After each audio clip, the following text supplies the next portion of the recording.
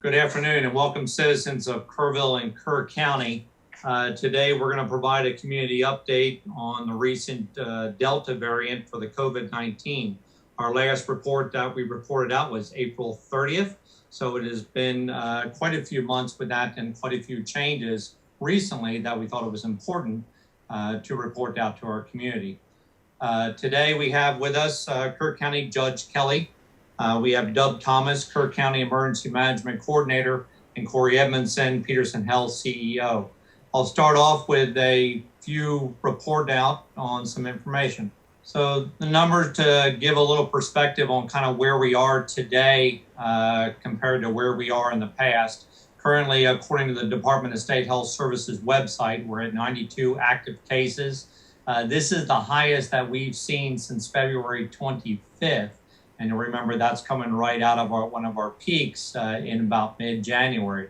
We do anticipate a spike in these numbers because there's been a lot of positive cases that have been reported by Peterson, and they are currently not on the website for that. Next up is 26 hospitalizations is what we have. If you'll go back one. 26 hospitalized at Peterson. So this is the highest since January 29th. And this is a major factor of why we're reporting today and wanted to educate the community. This is a major factor that impacts the healthcare delivery for Kerr County. And then we are at, since then, at 95 fatalities. Next slide. So as always, some testing options. So if you are sick, right now we have seasonal allergies. We have the Sahara dust. So if you are sick or feel like you have some unusual symptoms for this time of year, there are testing options for COVID. Peterson Urgent Care is still available. So to do that, Peterson Medical Associates on Bandera Highway is available. The Franklin Clinic at 723 Hook Country Drive is available. And now, as we mentioned in the past and has been over the summer, is that the Bionex Now, it's an over-the-counter antigen test that is available at Walmart. So you can actually buy that. It does record and you can actually record that information. Next slide. So here's some of the concerning information I wanted to say in regards to the vaccine for Kerr County. So based on the Department of State Health Services website, currently 60% of our 65 and older residents are fully vaccinated. The state average, though, is 75%. Out of all residents that are eligible, so 41%, 12 plus residents are fully vaccinated, and 52% is the state average. Once again, we are significantly below the state average in regards to the vaccine, and we have to do better. So I ask that if you chose to remain unvaccinated, to please reconsider. So get the education about the vaccine. Ask your physician or a healthcare professional. Peterson Health has some excellent information on their website at petersonhealth.com/COVID-19. The negative impact of not getting the vaccine, as you've seen with the hospitalized on the healthcare system, has a ripple effect with other patient treatments. And Cory Edmondson will talk a little more in regards to that. Next slide. So where do I get the vaccine? Well, locally availability is all across at our pharmacies. Peterson Urgent Care, you can get the vaccine there that they have. Their number is 258-7373. So option 2. Both HEB stores have it available. CVS has it available. Walgreens, Walmart, Family Practice does, but it is only for current patients that they have. And then the Kerrville VA, of course. Next slide. So what next? So what are the best practices that we can do to stop or slow the spread? Be vigilant. So remember, so the vaccine works, and keep it in perspective that the vaccines are working and greatly reduce the risk to those that are fully vaccinated. So if you're sick with COVID, you have to isolate yourself for 10 days from the start of symptoms to reduce the spread of the virus. So if you're in close contact with someone and you did not get the vaccine, we ask that you quarantine yourself for at least 7 days, and then you can take another test to see if you're negative and self-monitor up to 14. These are best practices of what we can do in Kerrville and Kerr County to reduce the spread of the virus. Our priority that we have is to protect our community and your loved ones. Next. So with that said, I will turn it over to Cory Edmondson, so Peterson Health CEO. Cory? Thank you, Chief Maloney. Good afternoon, citizens of Kerrville. My intent today is really to give you situational awareness about Peterson. I've asked a few people that if they didn't know me and weren't able to ask questions, or I wasn't sharing with them, would they know what was going on really truly at Peterson or in the community about the intensity of what's happening here at the hospital? And some say yes and some say no, but they just don't understand the effects of it. One is because we just do what we need to do here at Peterson. But I want to create situational awareness for our community about what's happening. Our census today is at least 107. 107 is even a high census for us during our winter months, that we typically don't see that. And that's kind of in the sickest respiratory season kind of a thing. So we're at a high census. Of our 107, roughly 25% of those are patients who have COVID. And our emergency department is also seeing in the hundreds as well of patients coming to the emergency room. And that's for a variety of things, from regular illnesses to trauma to heart attacks to COVID. They feel symptomatic, and we're testing them and we're treating everyone. But I'm just telling you, the intensity on our health system right now is one of the highest it's been in 12 months. And I want to make the community aware of that, to want to have patience for us, but also to understand that the patients who are hospitalized, the COVID patients that are hospitalized, of the 26 that are hospitalized today with COVID, 25 are unvaccinated patients, and that's the trend nationally.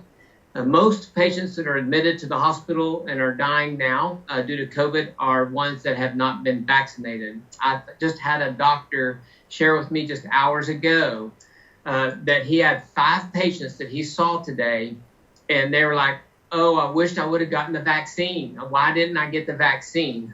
Because of the tremendous impact it's having on them as an individual in the hospital. Those who are seeing today in the hospital as well from 12 months ago that had COVID, the patients are sicker today than they were 12 months ago. Ventilators to high flow oxygen, it's intense care. And the burden on the staff and the doctors is great. We have a nurse shortage right now, and it's not just us. This is a nationwide shortage. And we only have enough staff right now to care for so many hospital beds.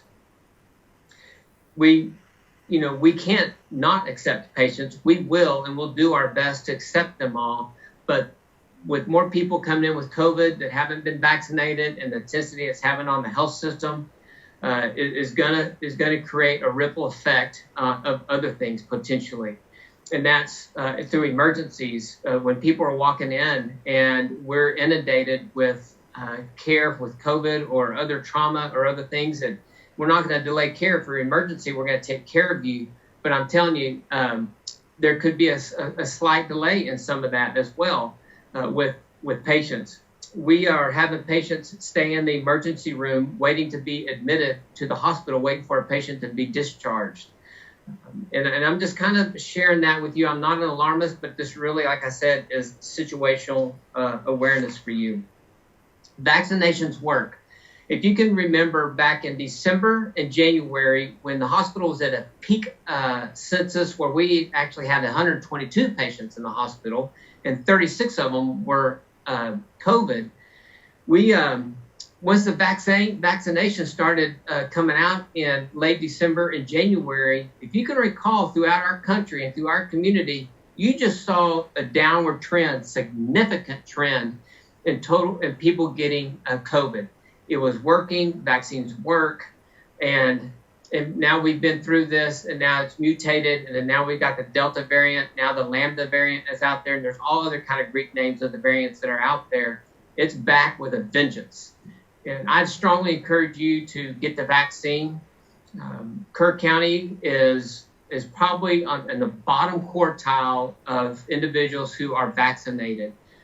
So when it comes to those compared to the rest of the state, we're at the bottom. And as a result of that, your hospital and health system is taxed with seeing patients who have COVID. And that is taxing your local doctors, it's taxing your health system and the nurses, and it's exhausting. The nursing shortage is due to nurses quitting throughout the nation, saying they're done. They're done with this, and COVID has exhausted them. So I share that with you to encourage you to get the vaccine. And Chief Maloney shared with you where that's available. We can do it at PUC. You can do it at all the local pharmacies as well. The Delta variant is highly transmissible, and wearing a mask is going to help. That's been proven. If you can recall when we were wearing masks and people were asking, where's the flu? Well, it's because we were all wearing masks and washing our hands and doing all those things, mitigating efforts. It's because we were keeping things from being transmitted. Visitations, we still allow visitations as an organization. We're not limiting that, and except for those who have loved ones who are hospitalized due to COVID. We're not going to let you see a COVID patient. We're going to care for them. We'll use ways to communicate with you. The patient can do video conferencing with you through Zoom or FaceTime to see and visit with them, but we're not allowing visitors in COVID positive rooms. Unless it's end of life, then we will allow family into the room in those occasions. So Peterson, since July 1st, has had a 625% increase in COVID admissions. The patients that we test for COVID, we've had now we're up to an 11% positivity rate. San Antonio has now, they are not accepting patients from us. They are taxed as well as healthcare institutions. We can't transfer patients there unless it's life or limb. Then we can transfer. We even got a call this week from a hospital in San Antonio to transfer to us. They're taxed as well. They don't have nurses to care for all the beds that they have from a capacity standpoint. So I share that with you as a community, situational awareness, what your health system is going through, encourage you to get the vaccine, and to start wearing a mask. As a health institution, we've continued to wear a mask. We're mandated to do that. That hasn't changed for us. It's mandated, and we've continued to do that as an organization. So I'll leave you with this. Thank you for your continued support from a local community standpoint. We're here. We're going to help you. We're going to treat you. We're going to give you that world-class care we've always given you, but we need your help. We need your help to mitigate the spread of COVID. I encourage you to get the vaccine, wear your mask, and do all the things that you need to do. We're back up to where we need to be. I don't like to wear a mask. I don't want to wear a mask, but I'm doing it because I care for my healthcare workers, I care for my doctors, and I care for others, and I don't want to transmit something to them. So thank you, and I'll turn this now over to, I'm not sure who is next, Doug, the county, Thomas. Thank you, Cory Edmondson, appreciate that. I'll turn it over next to Kirk County Judge Rob Kelly. Good afternoon. I'm not really sure where to start, but I'm here to tell you the truth. I learned long ago that the truth is what sets us free, and the truth today is not pleasant. I was very alarmed this morning when we had the stakeholders meeting for the first time in, I think, about 3 months, to find out that your hospital system here in Kerrville, our healthcare system, is on the verge of being overpowered. Of the 124 licensed beds that the hospital have, they only have staff to be able to treat just about the number of beds that are presently occupied. So for all practical purposes, I'm the guy that has to tell you the truth is that our hospital is virtually full. That's not comforting. That's very disconcerting. One of the things we talked about this morning that was even more disconcerting for me as an old Army veteran, we talked about whether or not we were going to have to set up MASH tents to be able to care for the people because we're running out of room. Folks, this is serious. The hard truth is that masks and vaccines are not political issues. They're health and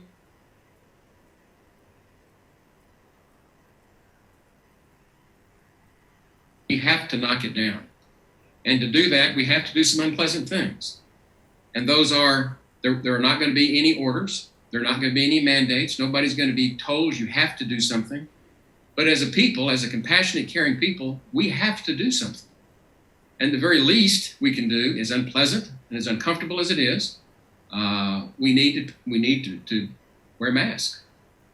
And for those of you that made the decision for whatever reason that you didn't want to get vaccinated, I think we're asking you to seriously reconsider that decision. We're to a critical point in our community. And whatever we do is going to be voluntary. So whatever your political beliefs are, whatever reasons that you didn't want to take this vaccine, if at all possible, we're asking you to reconsider that. And it's not just for yourself. We're asking you to do this for your loved ones, to protect them, for your families and friends. And so in asking you to do this, I will confess that the reason I wore a mask in the first round was because my wife asked me to. And I did that for her and myself. And when it came time for the vaccine, I did that for my family. My wife asked me and all of our family to get vaccinated, and we did. And we did it for one another. And it's time that we consider what is the right thing to do for one another. And in this situation, I'm asking everybody to consider asking your loved one, your husband or your wife or your son or your daughter, your grandchild, whatever, your neighbor, your friend, your coworker, to consider asking them to reconsider and get vaccinated, because that at least is proven that it works. Now, it may not be a pleasant idea to ask people that have avowed that they will never get vaccinated, but if you love them enough, I think you need to ask them. And for those of you that are being asked, if you love the people that are asking you enough, reconsider, please. This is for everybody's good. And so, as the last person to speak, I guess, on this, I'm asking you to exercise tough love. Do the tough thing here. Do the right thing. Protect yourself, but protect your loved ones and protect your neighbors and protect this community. We are at a critical point, and this is no exaggeration. As you heard the numbers from the hospital, if we have a major outbreak, we don't know what we're going to do. So with that, I'm asking everybody to please love the one you're with and ask them to please reconsider and help us get control of this virus, this variant. Thank you. Thank you, Judge Kelly. Appreciate those words. And for citizens of Kerrville and Kerr County, we want to thank you for tuning in for our community update. And encourage y'all that we will continue to do our part. So as leadership, to monitor the situation and ensure our community is safe. And with one last, we ask you to please reconsider the vaccine. So for you, your loved ones, and our community. Thank you.